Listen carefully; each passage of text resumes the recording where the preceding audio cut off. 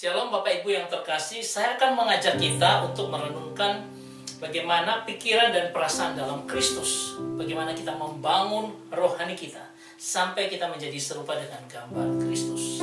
Ya, coba kita lihat satu persatu bahwa dasar hidup kita bersama adalah, kita coba ambil dari Filipi pasal 2 ayat 5. Hendaklah kamu dalam hidupmu bersama menaruh pikiran dan perasaan yang terdapat juga dalam Kristus Yesus. Nah, kata-kata dalam bahasa Yunani agak berbeda karena dikatakan touto, proneite, and himin, hokai, and Christo, Ieso. Artinya apa?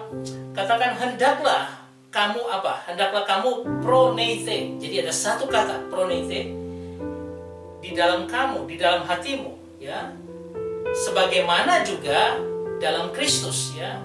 Jadi proneite ini adalah kata yang dipakai untuk menunjukkan kombinasi dari dua aspek pemikiran. Pemikiran berdasarkan hati, visceral, di dalam hati kita, lalu pemikiran secara kognitif, di dalam mind, di dalam pemikiran kita. Nah, ini akan membawa kita untuk semakin hari, semakin mengenal Kristus.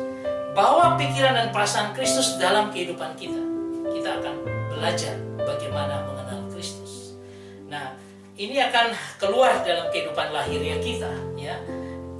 Buah yang nampaknya akan ada dalam kehidupan kita. Nah, kalau kita melihat lagi bagian kedua, renewing your mind, itu berkata tentang janganlah kamu menjadi serupa dengan dunia ini, tetapi berubahlah oleh pembaharuan budimu, sehingga kamu dapat membedakan manakah kehendak Allah yang baik dan yang berkenan kepada Allah dan yang sempurna. Jadi kalau kita ingin sempurna, pemahaman kita mengenal Allah dengan baik, Rasul Paulus berkata, berubahlah oleh pembaharuan budimu, ya. Dan jangan serupa, artinya jangan tertarik dengan dunia ini, tetapi kamu harus berubah, ya. Nah, dikatakan di dalam bahasa Inggrisnya dikatakan transform by the renewing of your mind, ya. Jadi transformasi yang dimaksud di sini adalah bagikan metamorfosis. Ketika apa? Ulat itu dia yang jelek, yang menjijikan, dia akan berubah menjadi sebuah kupu-kupu, ya, yang mana indah.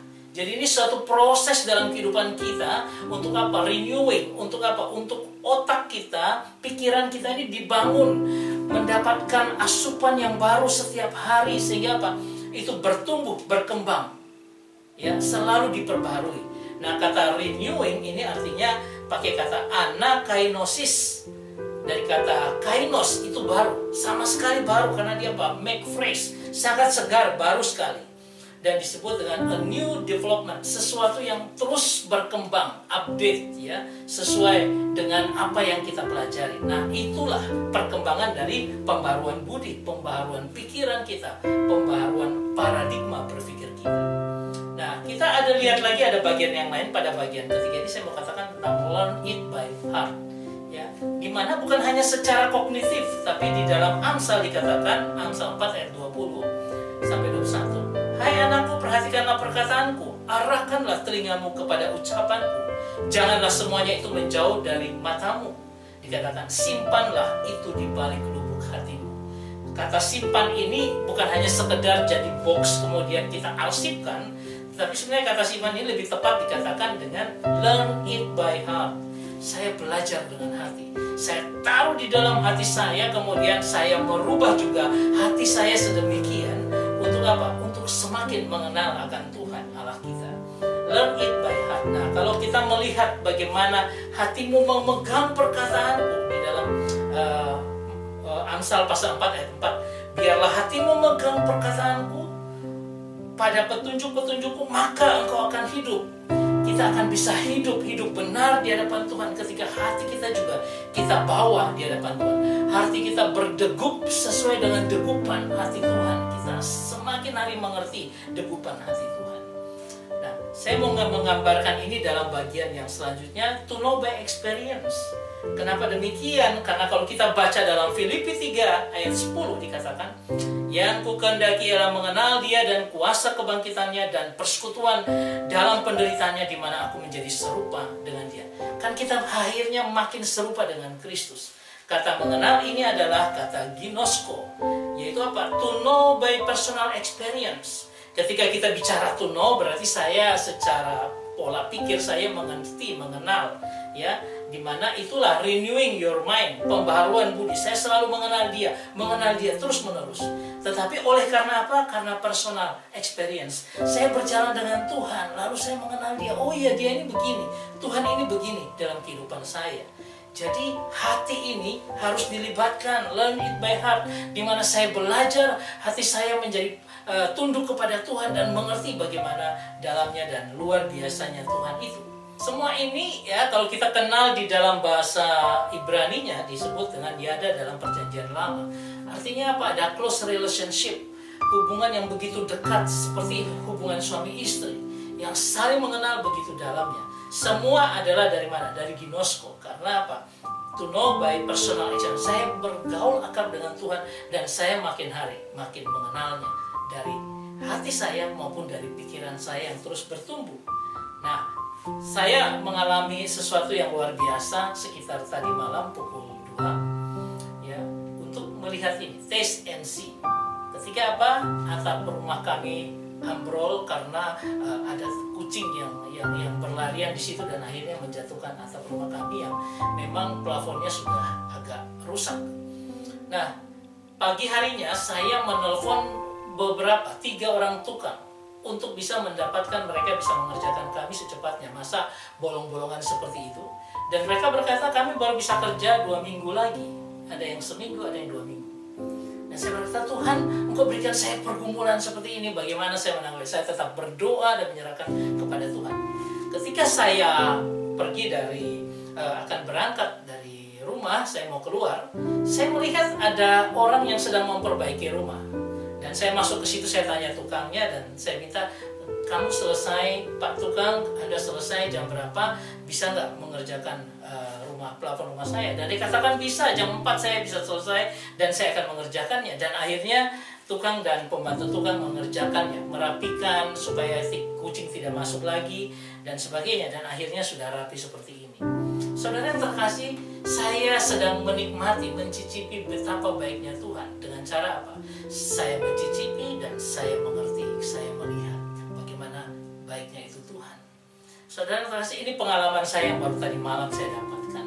Dan kalau kita baca dalam Mazmur 34 ayat 9 dikatakan, kecaplah dan lihatlah betapa baiknya Tuhan itu.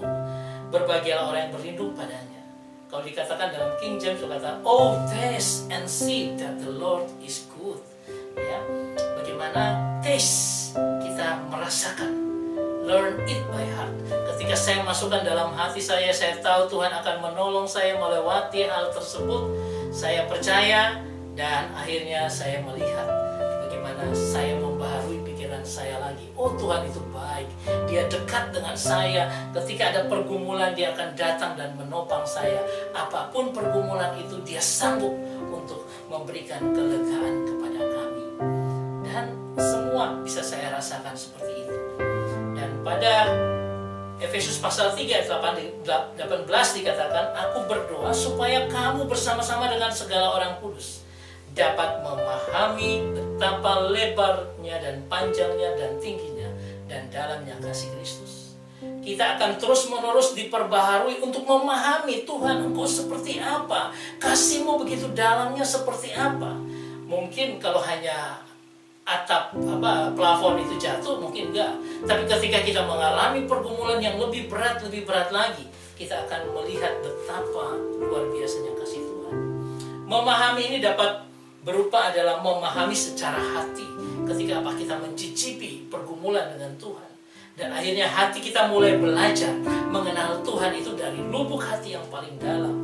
Tetapi itu juga bisa bermakna bahwa pikiran kita sedang melihat, menyaksikan bagaimana Tuhan itu dahsyat. Renewing your mind, aku membaharui pikiranku tentang Tuhan, bahwa memang Dia dalam skala yang terus bertambah untuk menunjukkan kasih-Nya dalam kehidupanku. Ketika kita mengimani ini, percaya Tuhan akan memimpin luar biasa hidup kita. Ini bagian terakhir yang dapat saya sampaikan, bahwa ini bagian yang luar biasa harus kita perhatikan.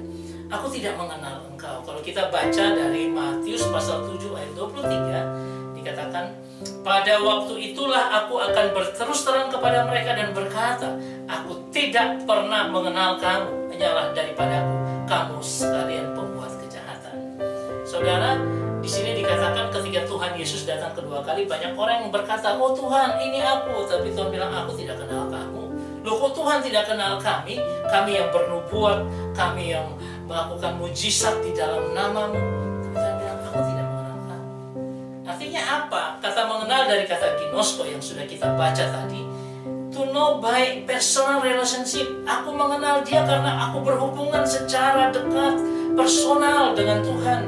Atau saya berjalan to experience with God, ya. Saya berjalan dengan Tuhan dalam kehidupan saya. Sehingga setiap hari saya bertemu dengan Tuhan. Dan disitulah yang dikatakan Tuhan itu baru mengenal kita. Tanpa kita bersama, dia tidak mengenal kita. Bahkan ada orang yang bisa berkhotbah dengan baik dan luar biasa, tapi Tuhan satu waktu ketika dia hanya mementingkan dirinya sendiri, Tuhan akan berkata, aku tidak mengenal engkau. Karena Tuhan menuntut ada personal relationship, ya, close relationship dengan kita, hubungan yang dekat dengan kita, hubungan yang intim. Dan kalau itu tidak dia dapati, dia katakan apa? Enyalah kamu daripada aku, kamu sekalian pembuat kejahatan. Bahkan orang-orang yang ini, yang seperti sudah mengenal Tuhan, tetapi mereka dikatakan sebagai pembuat kejahatan. Karena apa? Kalau kita dekat dengan dia, dia akan juga mengenal kita. Dan saya mau mengajak teman-teman kita untuk apa? Taruh pikiran dan perasaan kita di dalam Tuhan. Sehingga muncul sebuah intimasi kita dengan Tuhan. Keintiman kita berjalan dengan Tuhan. Berrelationship dengan Tuhan. Dan itu yang akan terus membuat Tuhan akan mengenal kita. Tuhan akan mengenal kita. Sampai dia datang, dia akan melihat, oh baik sekali perbuatanmu, hai hambaku yang baik dan setia. Masuklah dalam kebahagiaan Tuhan. Itu yang luar biasa yang kita bisa dapatkan. Saya berharap seluruh apa yang saya gambarkan di sini membawa kita untuk memahami bahwa kita harus mengenal Tuhan dari hati kita ketika kita dekat dengan dia. Tetapi itu juga terus membaharui akan pikiran kita. Semakin dalam, semakin memahami betapa lebarnya, panjangnya, dan dalamnya kasih Tuhan yang dahsyat.